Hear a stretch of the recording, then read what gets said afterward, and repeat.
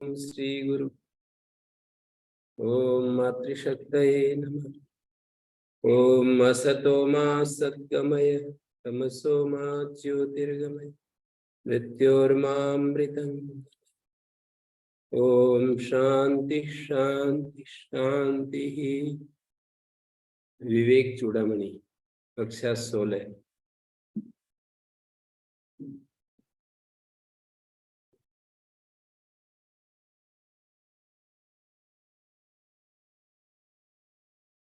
ये सूक्ष्म शरीर अनेक पदार्थों का संघात होने के कारण परार्थ है। संघातस्य परार्थत्वात् सांख्य की एक युक्ति है आत्मा के अस्तित्व को सिद्ध करने के लिए कि जो भी संघात होता है वो पर के लिए होता है, अपने लिए नहीं होता है। तो ये आत्मा, अतः ये आत्मा नहीं है। ये जो संघात है इसको आत्मा नहीं कह सकते। जो सूक्ष्म शरीर है ये आत्मा इसलिए नहीं कि ये परार्थ है। इदम शरीरम शृणु सूक्ष्म संजितम, ये जो शरीर है जो सूक्ष्म संज्ञा वाला है ये लिंग शरीर है। इदम शरीरम शृणु सूक्ष्म संजितम लिंगम तो अपंचीकृत भूत संभवम, ये अपंचीकृत पंच महाभूतों से उत्पन्न हुआ है। अपंचीकृत, एक पंचीकृत होते हैं, अपंचीकृत होते हैं। पंच महाभूत जब अपंचीकृत होते हैं तो उनसे ये लिंग शरीर उत्पन्न होता है, और पंचीकृत भूतों से स्थूल शरीर उत्पन्न होता है। ये अंतर है। पंचीकृत भूतों की व्यवस्था कैसे है तो बताएंगे कि जैसे पृथ्वी है उसको 50-50 दो भागों में बांट दीजिए।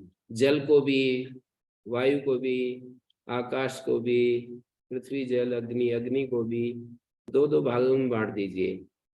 तो फिर एक एक को 4-4 भागों में, जो 50-50% हमने रखा, मानी 50 एक तरफ कर दिया और 50 एक तरफ, उस 50 को फिर 4 भागों में बांट दिया, हर एक 50 को, और 50 एक तरफ रख लिया।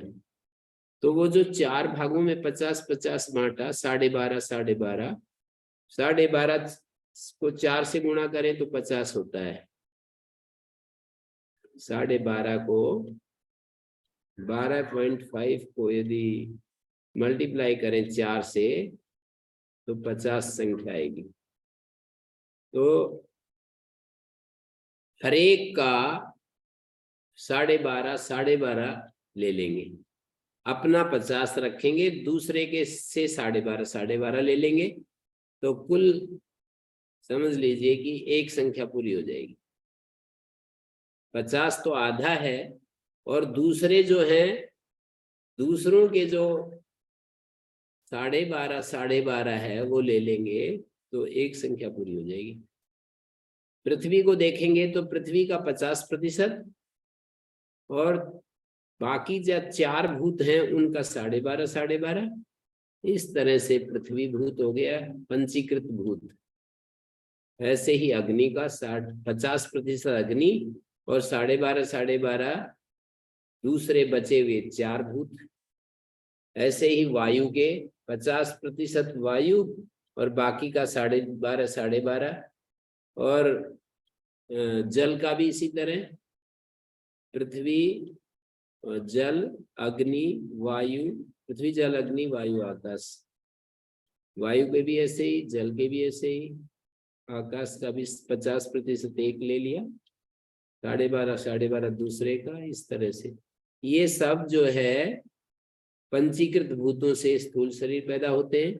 अपंचीकृत भूत, उनसे हमारे सूक्ष्म शरीर। अपंचीकृत भूत संभवम सवासनम कर्म फलानुभावकम, ये वासना युक्त है और कर्म फलों का अनुभव करने वाला है। स्वज्ञान तो अनादि रूपाधिरात्मना, और ये स्वस्वरूप को न जानने कारण आत्मा की अनादि उपाधि है। ओम गुरुजी जी, तो थोड़ा सा ये अपंचीकृत भूत जो हम आकाश, वायु, जल, अग्नि, पृथ्वी बोलते हैं, उसकी बात कर रहे हैं गुरुजी। जो सूक्ष्म जो पंचीकृत भूत, सूक्ष्म जी तन्मात्र रूप, तन्मात्र। जी जी जी। और जो हम मतलब जिसको हम जल बोलते हैं, जो हम जल दिखता है हमें, उसको हम ऐसा सोचें पंचीकृत भूत। जी जी। और उसकी ये ऐसा है, वेदांत की प्रक्रिया से ऐसा है कि आत्मा से ये सबसे पहले इनकी अभिव्यक्ति होती है, सूक्ष्म तन्मात्रों की, भूतों की, सूक्ष्म भूतों की उत्पत्ति। उससे फिर ये महत, बुद्धि, मन और इंद्रियां, प्राण, सारा इन्हीं से फिर बनाते हैं। इन्हीं से मतलब अभिव्यक्ति करते हैं। सांख्य प्रक्रिया में अहंकार से ये सृष्टि की उत्पत्ति है, मतलब महत, महत से अहंकार, अहंकार से फिर 16 पदार्थ आ जाते हैं, मानी 5 ज्ञानेंद्रियां, 5 कर्मेंद्रियां, मन और 5 सूक्ष्म भूत। मानी उस हिरण्यगर्भ के अहंकार से, जो विश्व नियंता है, जो समष्टि बुद्धि है, उसके अहंकार से ये सब उत्पन्न होता है। तो ये जो व्यापक रूप से समष्टि बुद्धि है ना, जीव का अहंकार जो है वो तेजस कहलाता है, और सारी समष्टि में जो विद्यमान चैतन्य है, जिसका कि सभी भूतों, सभी जीवों के साथ तादात्म्य है, और सारे अस्तित्व का मूल में है। मानी ईश्वर तो कारण रूप है, कारण उपाधि है। ईश्वर से जो अभिव्यक्ति होती है हिरण्यगर्भ, हिरण्यगर्भ से विराट, स्थूल। ये समष्टि लेवल पर देखेंगे तो समष्टि में एक ईश्वर है, और एक ईश्वर के साथ हम कहेंगे कि हिरण्यगर्भ है और विराट है। मानी ये तो स्थूल लेवल पर हो गया। व्यष्टि लेवल पर प्राज्ञ है और तेजस है, सूक्ष्म शरीर का, जो सूक्ष्म शरीर का अभिमानी तेजस, स्थूल शरीर का अभिमानी विश्व, और कारण शरीर का अभिमानी प्राज्ञ। ऐसे स्थूल समष्टि के ऊपर देखेंगे जाकर, तो पूरी समष्टि का जो अभिमानी है वो ईश्वर है। अभिमानी का मतलब अपने को उस रूप में देखना। तो ईश्वर सब जगह व्यापक है, फैला हुआ है, सर्वत्र अपने स्वरूप का अनुभव करता है। हिरण्यगर्भ सूक्ष्म जगत का अभिमानी है, और विराट स्थूल का, कारण, सूक्ष्म और स्थूल। तो ये 3 हमारे अवस्थाएं हैं, स्थूल, कारण अवस्था, सूक्ष्म अवस्था, स्थूल अवस्था। ये समष्टि में भी इन तीनों अवस्थाओं को देख रहे हैं, और व्यष्टि में भी। तो इस तरह से लिंग शरीर को, ये आत्मा की अनादि उपाधि है। मतलब जो तेजस के रूप में हमारा जो लिंग शरीर है, तेजस, जिसका तेजस अभिमानी है लिंग शरीर का, और स्थूल शरीर का विश्व अभिमानी है, और विराट या वैश्वानर एक ही शब्द से कहे जाते हैं। पूरा अस्तित्व में जाकर के देखें तो उसको विराट नाम भी दे सकते हैं, वैश्वानर नाम भी दे सकते हैं। स्थूल जगत का अभिमानी वैश्वानर है या विराट है। सूक्ष्म जगत का अभिमानी, जो सारे जीवों के साथ तादाद में होकर के हिरण्यगर्भ नाम, मानी विराट का सभी जीवों के स्थूल शरीर से अभिमान है। सारे समष्टि में जो विराट या वैश्वानर है, प्रत्येक घटक के साथ उसका तादात्म्य है। प्रत्येक घटक के साथ, जो व्यष्टि घटक है उन सब के साथ एक ही साथ विराट का तादात्म्य है। ऐसे ही सूक्ष्म जो हमारा तेजस है, तेजस एक एक जो व्यष्टि हमारा सूक्ष्म शरीर है ना, उसका अभिमानी तेजस कहलाता है। जितने भी तेजस है उनके साथ जो तादात्म्य है, हिरण्यगर्भ। जितने सब तेजस जितने भी हैं उन सब के साथ हिरण्यगर्भ का तादाद, और जितने प्राज्य हैं उन सब के साथ ईश्वर का तादाद। प्राज्य का मतलब व्यष्टि कारण उपाधि वाला व्यष्टि स्वरूप। एक एक घटक का जो कारण रूप है उसके साथ उसका जो अभिमानी है वो प्राज्य है। सूक्ष्म सूक्ष्म शरीर का अभिमानी तेजस है, स्थूल शरीर का अभिमानी विश्व है। उधर समष्टि में देखें तो समष्टि का अभिमानी ईश्वर है, यानी कारण उपाधि के रूप में। समष्टि कारण का उपाधि, समष्टि कारण का जो अभिमानी है वो ईश्वर। सूक्ष्म का जो सूक्ष्म जगत का जो अभिमानी है, सूक्ष्म अवस्था का जो अभिमानी है वो हिरण्यगर्भ।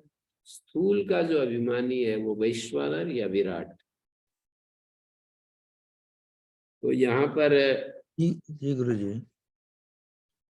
तो गुरु जी जो प्राज्य है और ईश्वर है वहां पे हम चेतन तत्व को देखते हैं, जो तेजस और हिरण्यगर्भ कह लो, और इधर से विराट और विश्व, वो हम अपना मूल प्रकृति से निकला हुआ है, ऐसे है कि मैं गलत, बिल्कुल गलत उसमें जा रहा हूँ? ये जो हमारा स्थूल अवस्था है, एक जागृत स्थान, स्वप्न स्थान, सुसुप्त स्थान, ये नाम दिए। जागृत स्थान है जिसका, ऐसा है वो विश्व या वैश्वानर। स्थानी और एक स्थान, स्थान मानी अवस्था। जागृत अवस्था में जो अभिमानी है वो तो चेतन ही होगा, जड़ अभिमानी नहीं हो सकता। तो स्थूल अवस्था का अभिमानी व्यष्टि लेवल पर विश्व है, समष्टि लेवल पर, समष्टि लेवल पर व्यष्टि लेवल पर विश्व और समष्टि लेवल पर विराट, वैश्वानर। विराट वैश्वानर विराट जी। समस्त सूक्ष्म लेवल पर तेजस कहते हैं, वो भी अभिमानी जिसको कहेंगे वो तो ये चेतन ही होगा। और हिरण्यगर्भ में एक उपाधि है और एक उपहित है। विराट में भी एक उपाधि है, एक उपहित है। विश्व में भी उपाधि और उपहित, दो दो चीजें हैं यहाँ सब जगह। निरुपाधिक तो तुरीय अवस्था में ही कहा जाता है। बाकी तीनों अवस्थाओं में जो प्राज्य, ये जो कारण अवस्था, सूक्ष्म अवस्था और स्थूल अवस्था, तीनों अवस्थाओं में एक उपहित है, एक उपाधि है। तो प्राज्य अवस्था में उपाधि है हमारा जो मूल प्रकृति जिसको कहते हैं, व्यष्टि लेवल पर मूल प्रकृति जो है वो उपाधि है। अविद्या जिसको कहते हैं, माया, वो उपाधि है। और उसके अंदर जो चैतन्य अंश है, उपाधि में जो चैतन्य की उपस्थिति है वो प्राज्य है। ऐसे ही तेजस जो है अंतःकरण है, उसमें जो चैतन्य की उपस्थिति है वो तेजस कहलाएगा उपहित रूप में। जी अंतःकरण उपाधि से युक्त जो चैतन्य है।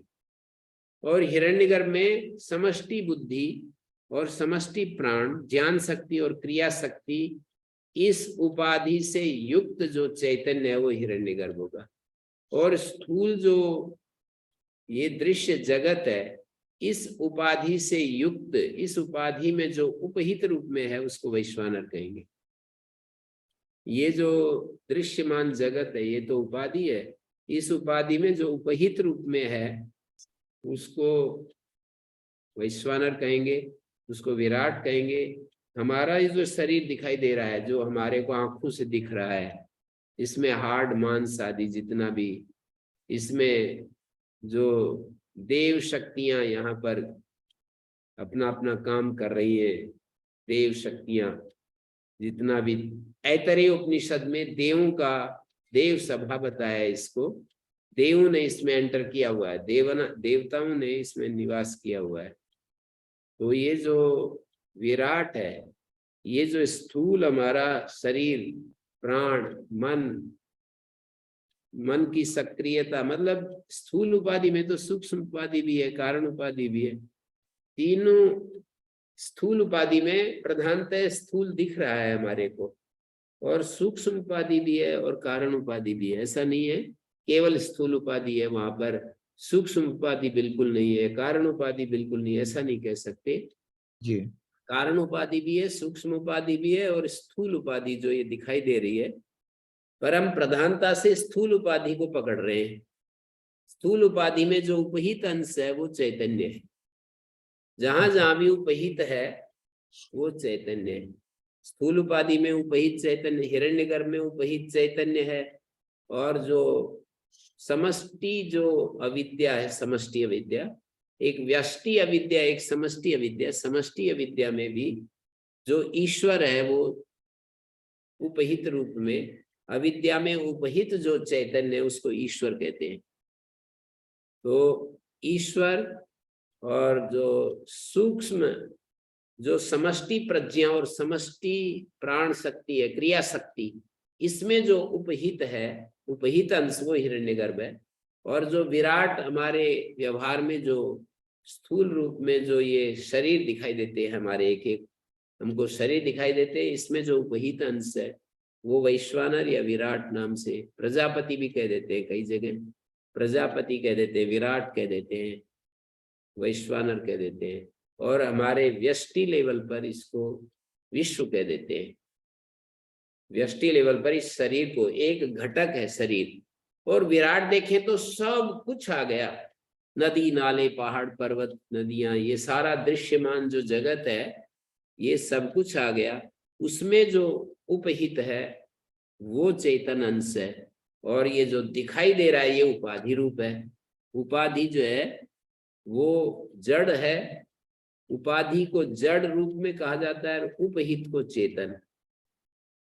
तो ऐसे ही स्थूल शरीर अपना एक व्यष्टि स्थूल शरीर है, एक सूक्ष्म शरीर है, सूक्ष्म शरीर में भी एक उपाधि रूप है, एक उपहित रूप है, उपहित अंश चेतन है जिसको तेजस कहते हैं।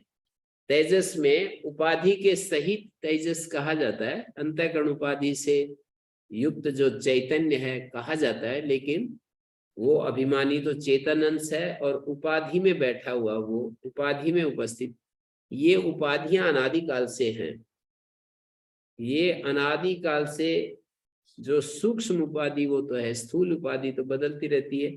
जैसे हम आज ये शरीर है, इस उपाधि को छोड़कर दूसरे शरीर में चले जाएंगे। हमारे कर्म यथा श्रुतम, जैसे हमारे कर्म होते हैं, जैसे हमारा ज्ञान होता है, उसके अनुसार योनि चेंज हो जाती है, घर चेंज हो जाता है।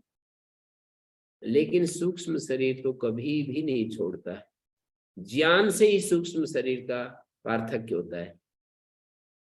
सूक्ष्म शरीर अनादिकाल से प्रलय में भी साइलेंट मोड में रहता है, अभिव्यक्त नहीं रहता है, अनभिव्यक्त मोड में रहता है। और फिर जब सृष्टि चालू होती है तो अपने उन प्राचीन संस्कारों को लेकर के फिर चलता रहता है।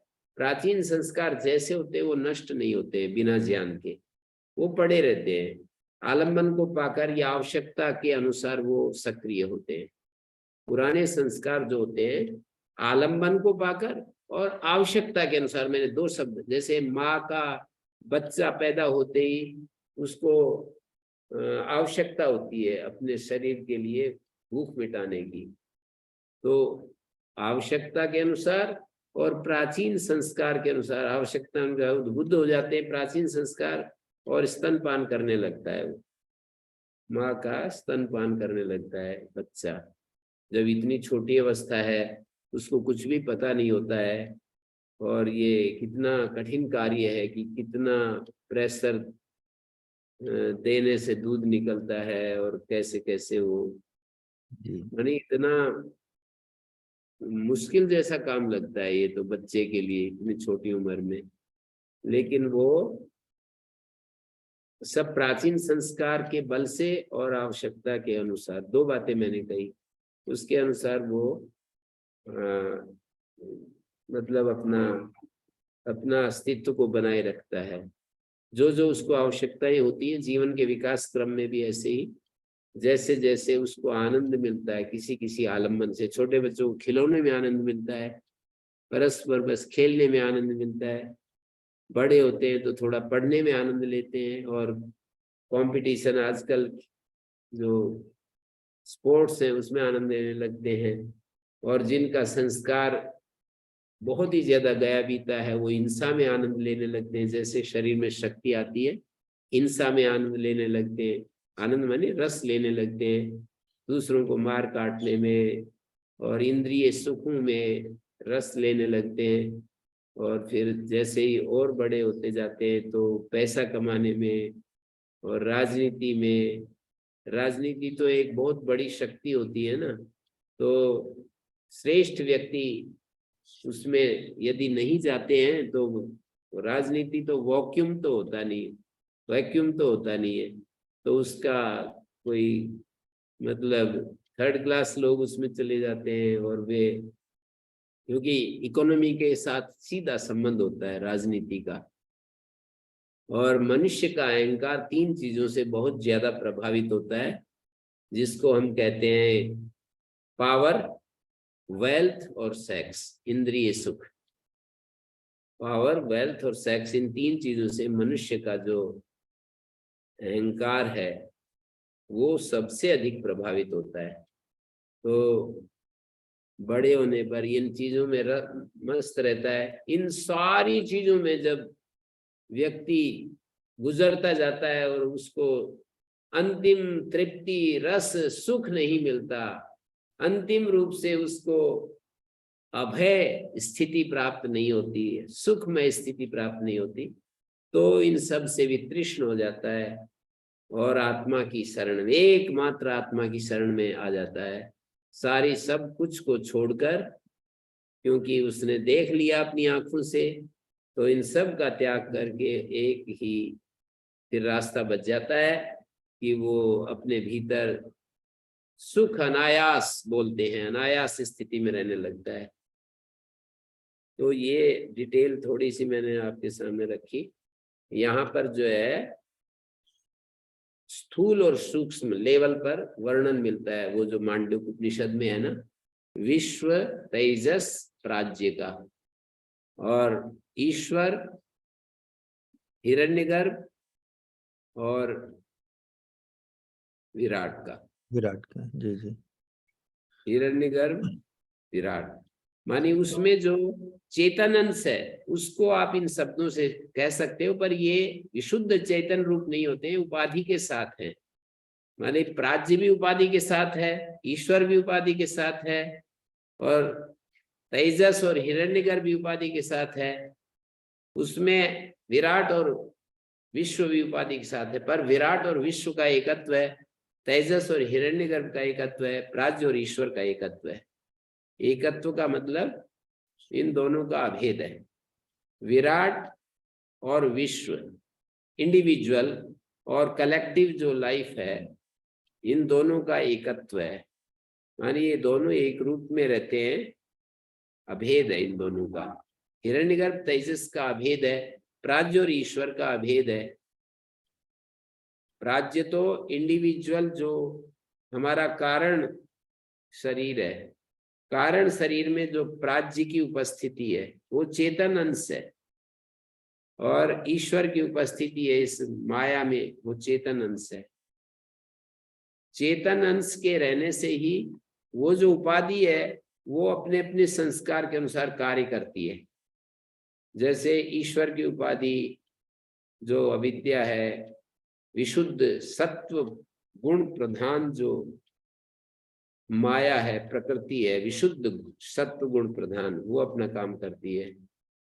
और प्राज्य में जो रजस और तमस प्रधान जो चैतन्य है, तो रजस और तमस की प्रधानता होती है व्यष्टि लेवल पर, और जिसको हम ईश्वर कहते हैं वहां पर शुद्ध सत्व की प्रधानता होती है। व्यष्टि लेवल पर हमारे एक एक व्यष्टि को देखेंगे तो रजस और तमस प्रधानता से होते हैं। उपाधि के जो हिस्से होते हैं, उपाधि जो होती है चैतन्य प्लस उपाधि बराबर प्राज्य होता है। प्राज्य में दोनों चीजें, उपाधि भी है, उपहित भी है, चैतन्य भी है और कारण उपाधि है। तेजस में भी दोनों चीजें, उपाधि और उपहित, माने अंतःकरण उपाधि है, उपहित चैतन्य है। विश्व में भी दोनों चीजें, हमारा स्थूल शरीर और स्थूल शरीर में उपहित जो चैतन्य है, तो ये जो सूक्ष्म शरीर अनादिकाल से जुड़ा है, इसका कभी भी विलोप नहीं होता है। स्थूल शरीर तो एक के बाद एक बदलते रहते हैं, पर सूक्ष्म शरीर का कभी भी उसका नाश नहीं होता है। वो तो केवल ज्ञान से ही सूक्ष्म शरीर अपने कारण में लीन हो जाता है, या यूं कहो गुणों का अपना कार्य समाप्त हो जाता है। गुणों का जो अपना कार्य चल रहा है वो समाप्त हो जाता है। कब समाप्त होता है? गुणों का कार्य कब समाप्त होता है? तो कहेंगे ज्ञान होने पर समाप्त होता है। जब तक ज्ञान नहीं होता है तब तक ये गुण अपने प्रवाह में भोग और अपवर्ग देने के लिए तत्पर रहते हैं। जैसा जिसका संस्कार है उसके अनुसार ये गुण भोग प्रदान करते रहते हैं और अपवर्ग भी प्रदान करते रहते हैं। ऐसा यहाँ पर ऐसा हम देख रहे हैं। ओम गुरुजी जी जी, तो हिरण्यगर्भ को हम कैसे देखेंगे? तेजस को तो हम अपने इंडिविजुअल अंतःकरण उपाधि के साथ देखते हैं। हिरण्यगर्भ शास्त्र के को अनुसार मतलब केवल हम उसको संकेत जो पाते हैं शास्त्र में उसके अनुसार देखेंगे। सारी समष्टि जो बुद्धि है, अर्थात जो व्यष्टि बुद्धियों के साथ जो एक रूपता है ना, उसकी जी सारी बुद्धियां, सर्वत्र जो बुद्धि शक्ति और क्रिया शक्ति जो काम कर रही है सूक्ष्म लेवल पर, वो उपाधि जो है ना, बुद्धि, समष्टि बुद्धि और प्राण क्रिया शक्ति, इन दोनों का जो उपहित रूप है ना, इन दोनों के अंदर उपहित रूप में उपस्थित है, उसको हिरण्यगर्भ कहते हैं। मैंने कहा कि ये तीन शब्द उपाधि और उपहित के मेल का नाम है। मानी उपाधि भी है और उपहित भी है, जी तीनों में जी जी उपाधि और उपहित तीनों काम कर रहे हैं। तो हिरण्यगर्भ अपना एक एक जो है ना, ये जो व्यष्टि उपाधियां, ये तो शुद्ध अशुद्ध दोनों रूप वाली हैं, क्योंकि इसमें ये रजोगुण तमोगुण अंश की प्रधानता है। पर जो समष्टि उपाधि है उसमें अशुद्धि नहीं होती, निर्मलता होती। कहीं पर भी समष्टि उपाधि में, विराट में भी अशुद्धि नहीं है। व्यष्टि लेवल पर शुद्धि अशुद्धि चलती रहती है। जी गुरुजी, बहुत बहुत धन्यवाद गुरुजी। तो इदम शरीरम शृणु सूक्ष्म संजितम लिंगम तु अपंचीकृत भूत संभवम। अपंचीकृत भूत, मैंने भी शुरू में बात कही तो यहां से शुरू की थी कि वेदांत प्रक्रिया में सबसे पहले ये सूक्ष्म भूत होते हैं, और उनसे फिर ये समष्टि बुद्धि, व्यष्टि बुद्धि, अहंकार, मन, इंद्रियां, ये सब और प्राण, ये सब प्रसूत होते हैं। और ये स्थूल जगत जो पंचभूत, जो स्थूल भौतिक जो जगत है, ये भी फिर उन सूक्ष्म भूतों के ही पंचीकरण से, उनके अपंचीकृत रूप से बुद्धि तत्व, मनस तत्व, इंद्रिय, फिर इंद्रियां जो है उनसे उत्पन्न होती हैं। और जो स्थूल भूत है, 5 जो स्थूल भूत हैं, वे पंचीकृत रूपों से होते हैं। अपंचीकृत रूपों से हमारा जो इंद्रियात्मक जगत है, मानी बुद्धि, मन, अहंकार, इंद्रियां, ये सारा का सारा तो हमारा अपंचीकृत जो पंचभूत है उनसे होता है। और जो 5 स्थूल भूत हैं वो पंचीकृत सूक्ष्म भूतों से उत्पन्न होते। सूक्ष्म भूत है पहले आते हैं, सूक्ष्म भूत पहले आते हैं, उनसे अपंचीकृत भूतों से इंद्रियां और अंतःकरण आदि बन जाते हैं, और उन सूक्ष्म भूतों के ही पंचीकृत रूप से स्थूल भूत बन जाते हैं, और स्थूल भूतों से फिर भौतिक जगत। ये 3 स्टेप में, माने सूक्ष्म भूत प्रकृति से 4 स्टेप हो गए। एक प्रकृति रूप हो गया, उससे सूक्ष्म भूत आए, सूक्ष्म भूतों से स्थूल भूत आए, स्थूल भूत से भौतिक जगत हो गया। ये अलग अलग, जैसे गेहूं, फल फूल पैदा हो रहे हैं, चावल पैदा हो रहे हैं, ईख पैदा हो रही है, ये अलग अलग जितने भी क्रिएशन है दिखाई दे रही है, वो पंच स्थूल भूतों से, मानी पहले सूक्ष्म भूत, फिर स्थूल भूत, फिर भौतिक जगत, ये एक। और दूसरी तरफ अपंचीकृत जो सूक्ष्म भूत है, उनसे इंद्रियां आदि होती है। ये क्रम है वेदांत का। सांख्य में जो ये कहा गया है कि सबसे पहले महत, फिर अहंकार, और फिर तन्मात्राएं और इंद्रियां, तो वो हिरण्यगर्भ के अहम के आधार पर ये सारे जो सूक्ष्म भूत है उनकी अभिव्यक्ति, सूक्ष्म भूतों की अभिव्यक्ति और स्थूल भूतों की अभिव्यक्ति, आगे की प्रक्रिया तो वैसे ही है, मानी सूक्ष्म भूत, स्थूल भूत और भौतिक जगत। हिरण्यगर्भ के अहंकार से, भूतादि अहंकार से, भूतों का जो कारण है उस अहंकार से सूक्ष्म भूत, स्थूल भूत और भौतिक जगत, और अहंकार से, जीव के अहंकार से मन और इंद्रियां। जीव का अहंकार 2 है ना, एक जीव का अहंकार है, एक हिरण्यगर्भ का अहंकार।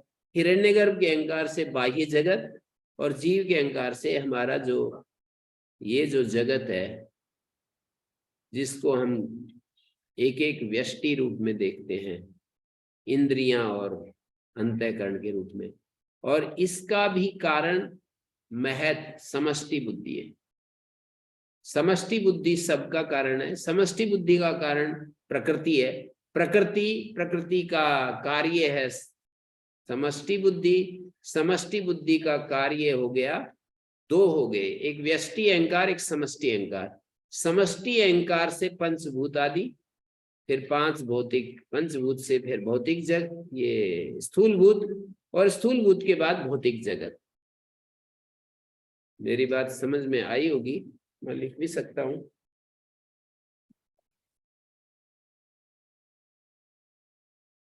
ये प्रकृति,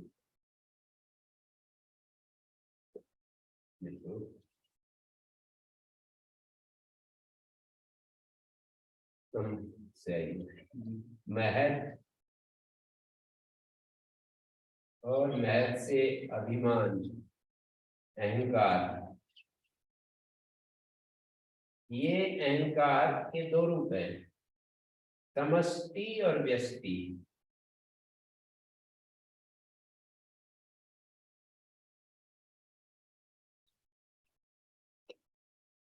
व्यष्टि मन और इंद्रियां, मन, ज्ञानेंद्रियां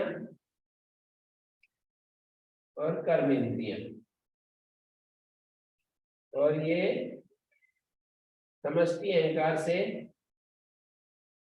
सूक्ष्म भूत,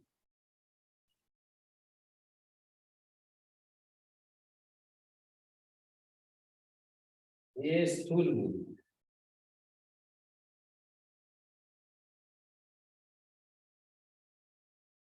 ये भौतिक जगत।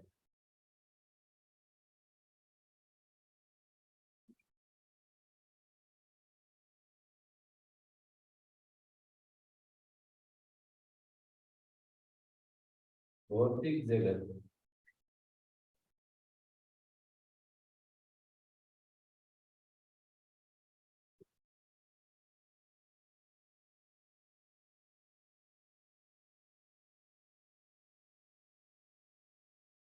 वेदांत की प्रक्रिया में यह है कि आत्म तत्व, प्रकृति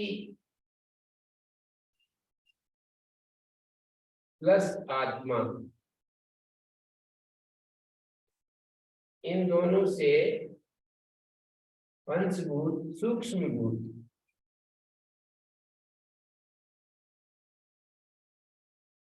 इसके दो रूप हो गए, पंचीकृत अपंचीकृत।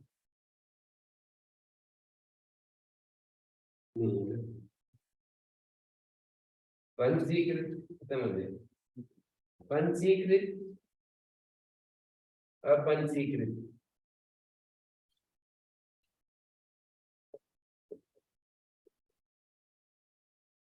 पंचीकृत भूतों से स्थूल भूत, स्थूल भूत भौतिक जगत,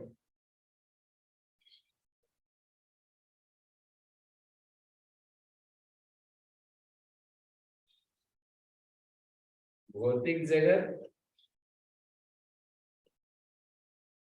और अपंचीकृत भूतों से यही सारी चीजें, महत, समष्टि बुद्धि,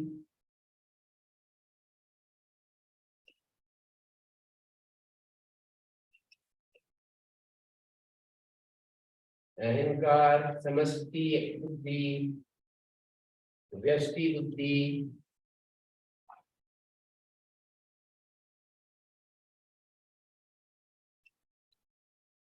इंद्रियां, प्राण,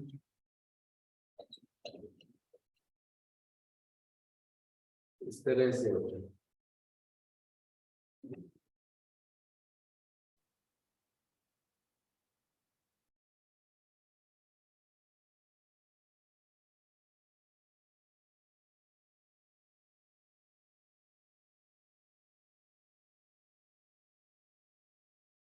तो ये कह रहे हैं लिंगम तो अपंचीकृत भूत संभवम सवासनम कर्म फलानुभावकम। ये वासना युक्त होता है, कर्म फल का अनुभवक होता है, अनुभव करने वाला। स्वज्ञान तो अनादि उपाधि आत्मा, ये अनादि उपाधि आत्मा की जो सूक्ष्म शरीर है, ये अनादि उपाधि है। उपाधि जो है जड़ होती है। उपहित चैतन्य उपाधि जड़, ऐसा एक एक शब्द वेदांत की परिभाषा में समझने का है।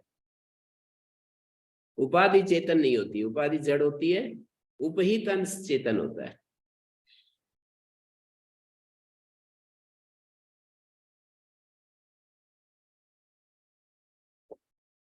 स्व अज्ञान से, अब असंग आत्मा से उपाधि का संग कैसे होता है, तो इसका उत्तर क्या देंगे?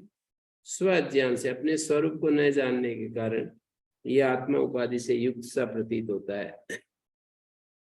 आत्मा का अपना ज्ञान कब होता है? उपाधि के साथ संयुक्त होने के बाद ही आत्मा को ज्ञान होता है कि मैं हूं, मैं शुद्धतम रूप हूं।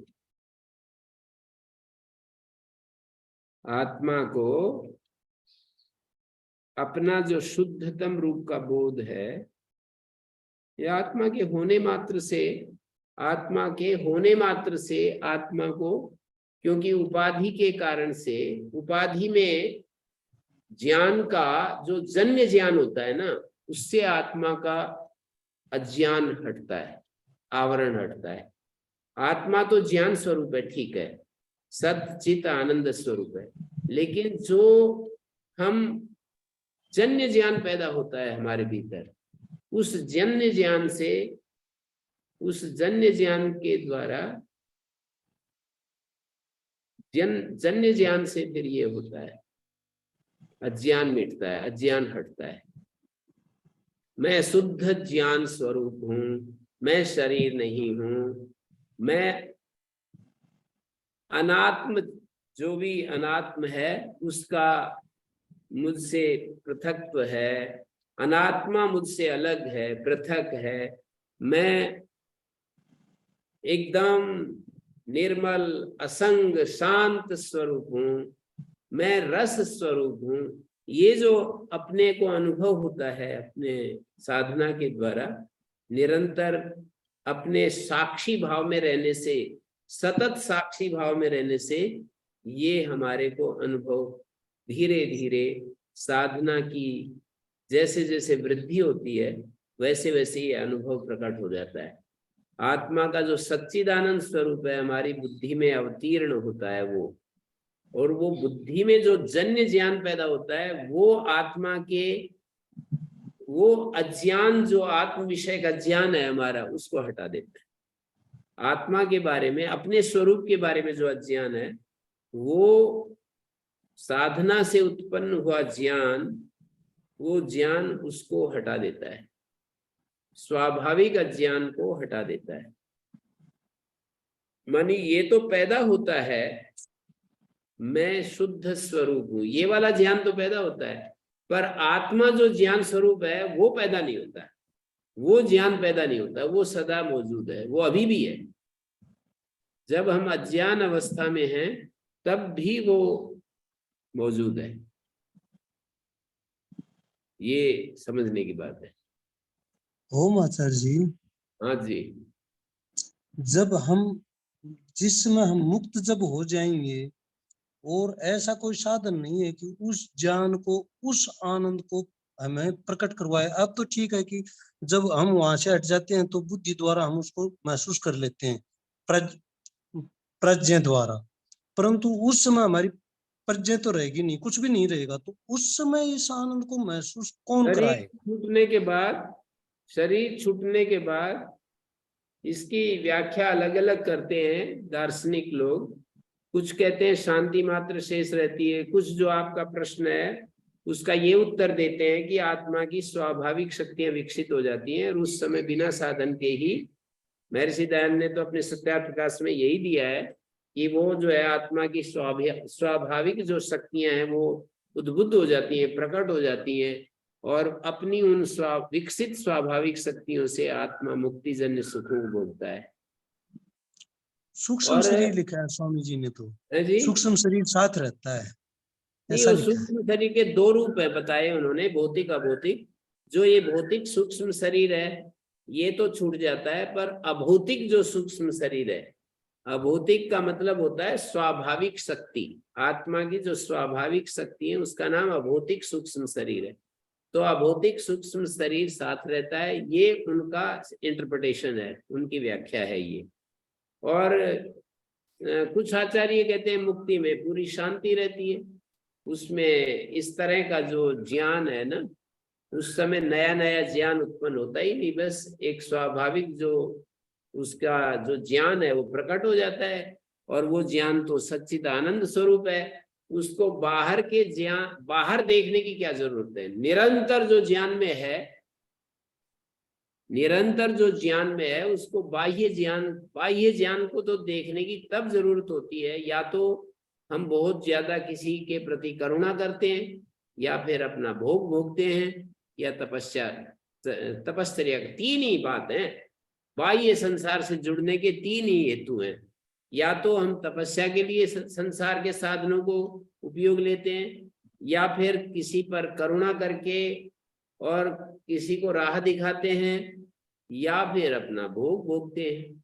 चौथा तो कोई हेतु ही नहीं है ना बाहर से जुड़ने का, बाहर से जुड़ने का चौथा हेतु नहीं है। या तो भोग के लिए जुड़ते हैं, इंद्रिय सुखों के लिए जुड़ते हैं, और पावर के लिए जुड़ते हैं, और साधनों को इकट्ठा करके सुख लेना चाहते हैं, साधनों का, सुविधाओं का, साधन सामग्री से सुखी होना चाहते हैं, या फिर तपस्या करना चाहते हैं और ज्यादा तप करना चाहते हैं।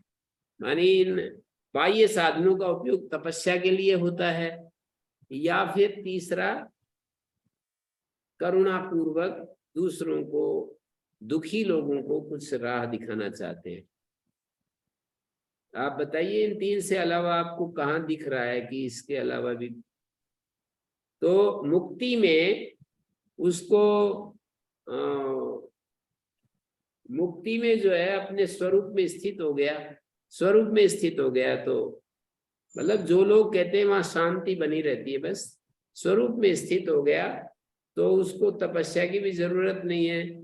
और जो स्वरूप में स्थित है, जैसे नींद में कोई सो रहा है तो उसमें करुणा क्या करेगा, और बाहर को देख ही नहीं रहा है, समाधि अवस्था में है, तो वो करुणा क्या करेगा। जो करुणा तो उसको करनी होती है जैसे कि इस जगत में हमको दिख रही है, इन आंखों से, इन कानों से किसी का दुख नजर आ रहा है, तो फिर बाहर देख भी रहे हैं हम, साक्षी बनकर ही देखें पर देख रहे हैं।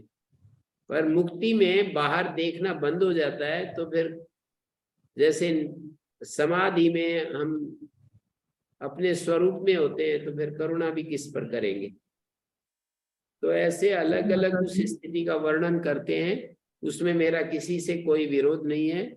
बस केवल इतना मैं बता सकता हूँ कि वो आचार्य ऐसा मान रहे, वो आचार्य जिसको जैसा पसंद आए स्वीकार कर लें, और वहां तक पहुंचने के लिए साधना की जरूरत है, अपने अज्ञान को मिटाने की जरूरत है।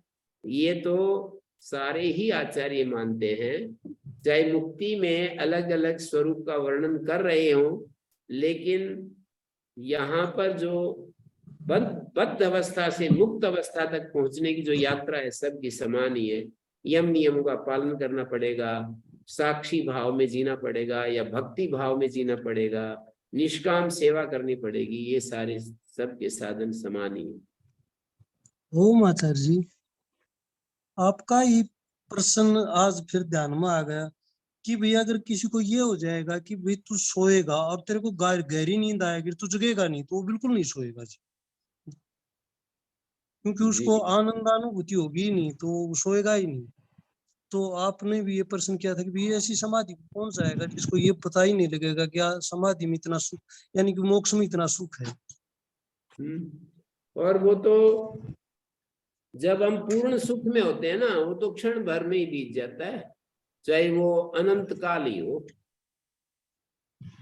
पूर्ण सुख की स्थिति जब होती है ना, तो उसमें काल तो बीच में से हट ही जाता है ना। कहते हैं कि मुक्ति का इतना लंबा काल, इतना आनंद में रहता है, ऐसे जो तर्क दिए जाते हैं ना, तो मुक्ति का क्या लंबा काल है, जब वो हमेशा वो आनंद में है, तो वो तो चाहे वो 36,000 बार सृष्टि उत्पत्ति प्रलय है, वो तो पूर्ण आनंद में जो है ना, पूर्ण आनंद में न बाह्यं किंचित वे न अंतरम किंचित, ऐसे दिया है। वो उपनिषद में एक उदाहरण देते हैं ना, प्रियया भार्या संपरिसुक्ता न बाह्यं किंचन वेद न अंतरम किंचन वेद। वो तो ऐसी आनंद की स्थिति हो, तो उसमें क्या, उसको एक क्षण के लिए बाहर यदि कोई देखे, तब उसको वो अपनी सहज अवस्था, अनायास अवस्था जो है ना, शांत अवस्था से बाहर आना पड़ता है, तो वो तो आता नहीं है। तो कितना भी लंबा काल हो, ये भी माने ना कि मुक्ति से फिर आ जाता है, तो कितना भी लंबा काल हो, वो तो बस एकदम सहज अपनी पूरी शांति में बना रहता है। ओम ओम गुरुजी। तो जी मतलब एक, पहले तो हम एक बूंद हैं, अब समुद्र हो जाएंगे तो उसमें किसको क्या दिक्कत पड़ती है? हाँ, नहीं कुछ भी नहीं, मैंने कहा कि जब समुद्र हो गए, जैसा जी उपनिषदों में कहते ही रहते हैं, तो पूरा आनंद में चले गए, अब बाहर देखने की कोई बात ही नहीं बची। जी जी पूरे रस में रहते हैं, और रस एक क्षण के लिए भी रस भग्न ना होना जी। जैसे कभी कभी हमारा इंतजार से रस भग्न होता है, कभी हमारे अभाव से रस भग्न होता है, कभी हमारा संशय से रस भग्न होता है, किसी डाउट हमारे अंदर उत्पन्न हो जाए, संशय उत्पन्न हो जाए, उससे रस भग्न होता है। डाउट से होता है, अज्ञान से होता है, किसी चीज के बारे में कंफ्यूजन हो, अब ये तो पता नहीं कैसे क्या है, कंफ्यूजन से रस भग्न होता है। प्रयास जो है बहुत ज्यादा हमारे ऊपर, वो एक्सर्शन बोलते हैं, उससे भी रस भग्न होता है। बहुत ज्यादा काम करना पड़ जाए, शरीर से मेहनत होती है, तंग हो जाए, अभाव से रस भग्न होता है। किसी चीज का अभाव हमें महसूस हो रहा हो, चाहे तो कोई अन्याय कर रहा हो और हम लोग उसके शिकार हो गए अन्याय के, तो भग्न होगा। फिर वस्तु के अभाव से रस भग्न होता है, ज्ञान के अभाव, समझ अंडरस्टैंडिंग के अभाव से रस भग्न होता है। ये सारी परिस्थितियां वहां मुक्ति में होती नहीं है। मानी अभाव भी नहीं होता, ज्ञान भी नहीं होता, दूसरे का आक्रमण भी नहीं होता है, और एक क्षण के लिए कोई शरीर में पीड़ा नहीं होती है, कभी भूख नहीं लगती है, कभी प्यास नहीं लगती है। कैसा पूर्णता का वर्णन है ना मुक्ति। तो रस कैसे छूटेगा उसमें? रस तो छूटेगा नहीं एक क्षण के लिए भी। और जब एक क्षण के लिए भी रस नहीं छूटता तो वो अनंत काल भी जो है ना बिल्कुल क्षणों में बीतता है। जैसे हमने तो कभी कभी देखा है ना, टाइम ऐसे बीतता है एकदम से, खट से चला जाता है। जब हमें समय, हम जैसे रुचिकर हमारा कोई हमारा विषय हो और वो हम प्रवचन किसी का सुन रहे हो तो हमें पता ही नहीं चलता 1 घंटा कहाँ गया। और ये तो केवल उदाहरण मात्र है। परीक्षा के 3 घंटे यदि विषय सारा बढ़िया आता हो ना, 3 घंटे पता नहीं चलते कि कहाँ चले गए, यदि विषय बढ़िया आता हो तो बहुत सारा, कई बार खेलने में, हम छोटे थे तब हम देखते थे कि कई कई घंटे खेलते हुए निकल जाते थे, पसीना पसीना, और पता ही नहीं चलता था कहाँ चला गया टाइम। तो आनंद के जो क्षण है ना, उनको आप कल्पना करके देखिए। कोई मूवी देखिए, कोई उपनिषद में वो स्त्री पुरुष का दृष्टांत तो दिया ही है कि उसको ना बाहर की ना अंदर की कोई चीज याद रहती है, बिल्कुल पूर्ण सुखमय स्थिति। तो इन सब से यही पता लगता है कि कोई अभाव, कोई अन्याय, कोई अज्ञान, यही तो है ना दुख देने वाली। कोई इच्छा, कोई चाहना, हमारी इच्छा होती है उसके कारण दुख होता है। कोई किसी का हमारे ऊपर आक्षेप, आरोप, दूसरे के द्वारा हमको तंग किया जाता है, ये सारे हेतु समाप्त हो जाते हैं दुख के। तो जब हेतु समाप्त हो गए तो हमेशा पूर्ण सुख की जो स्थिति है वो बनी रहती है, तो उसमें क्यों दुख होगा? बड़ा आनंद ही आनंद है। फिर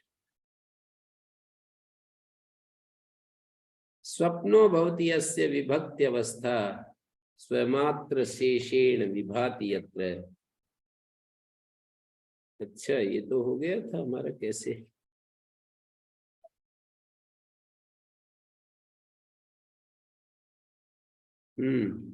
स्वप्नो भवति यस्य विभक्ति अवस्था स्वप्न मात्र शेषेण स्वमात्र शेषेण विभाति यत्र। स्वप्न इसकी सूक्ष्म शरीर की अभिव्यक्ति की अवस्था है, जिस स्वप्न अवस्था में केवल स्वयं ही वो आत्मा प्रकाशित होता है। स्वमात्र शेषेण विभाति यत्र स्वप्ने बुद्धि स्वयं जागृत कालीन नाना विषय नानाविध वासना भी। स्वप्न में बुद्धि जो है स्वयं ही जागृत कालीन नानाविध वासनाओं से कर्तादि भावम प्रतिपद्य राजते, कर्ता भोक्ता आदि के रूप में विराजमान होती है, प्रकाशमान होती है। यत्र स्वयं ज्योतिरयं परात्मा धीमात्र कोपाधिरशेष साक्षी न लिप्यते तत्कृत कर्म लेपई। और ये बता दिया कि धीमात्र उपाधि वाला, बुद्धि मात्र उपाधि वाला, बुद्धि के किए हुए कर्म संबंध से लिप्त नहीं होता। न लिप्यते तत्कृत बुद्धिकृत कर्म लेपई न लिप्यते यस्माद असंग ततएव कर्म भी। क्योंकि वो अशेष साक्षी और असंग है। असंगस ततएव कर्म भी, इसलिए उपाधि के द्वारा किए कर्मों से किंचित मात्र भी लिप्त न लिप्यते किंचित उपाधि उपाधि ना कृतई। उपाधि के द्वारा किए हुए कर्मों से लिप्त नहीं होता है। उपाधि कर्म करती है, शरीर उपाधि है, मन उपाधि है, इंद्रियां उपाधि है, इनके द्वारा लिप्त नहीं होता है। सर्व व्यापृतिकरणम लिंगम इदम स्यात् चिदात्मन पुंस। आत्मा में संगत्व जो है उपाधि के कारण आता है, वास्तव में असंगता है। तो इसका वर्णन कर रहे हैं। वास्यादिकम तक्षणस तेनेव आत्मा भवति असंगोयम। ज्ञान स्वरूप आत्मा का ये लिंग शरीर बढ़ई के वसूले आदि औजारों के समान संपूर्ण व्यापारों का कारण बनता है। सर्व व्यापृतिकरणम, सारे व्यापारों का कारण बनता है। लिंगम इदम स्यात् चिदात्मना पुंसा, सच्चिदानंद जो पुरुष है, चिदात्मा पुरुष का वास्यादिकम वितक्षणा, जैसे कोई बढ़ई होता है उसके वास्यादि वो होते हैं, उपकरण होते हैं। तेने तेनेव आत्मा भवति असंगोयम, तो ये आत्मा है तो असंग, लेकिन उन्हीं से ये वो हो जाता है। औजारों के से जैसे बढ़ई अपना व्यापारों को करता है, ज्ञान स्वरूप आत्मा का लिंग शरीर ये व्यापारों को कारण बनता है। यानी ज्ञान स्वरूप आत्मा का बुद्धि आदि जो घटित ये जो लिंग शरीर है वही सभी व्यापारों का साधारण कारण होता है।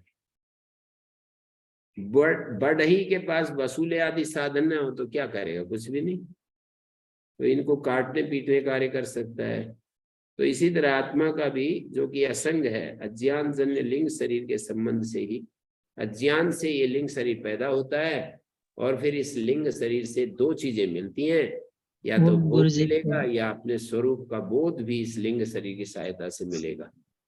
यदि गुरुजी ये ज्ञान, बढ़ई क्या होता है? हाँ जी, बढ़ई क्या होता है? बढ़ई होता है ये जो लकड़ी का काम करने वाले। अच्छा, यहाँ पर तक्षणा शब्द दिया है ना, वास्यादिकम तक्षणा, तो सुसुप्ति में व्यवहार नहीं होता है क्योंकि वहां सूक्ष्म शरीर का अभाव है। तो वस्तुतः सकल व्यवहार और संग से रहित है आत्मा। तो यहीं पर हम विराम देते हैं। ओम शांति शांति शांति।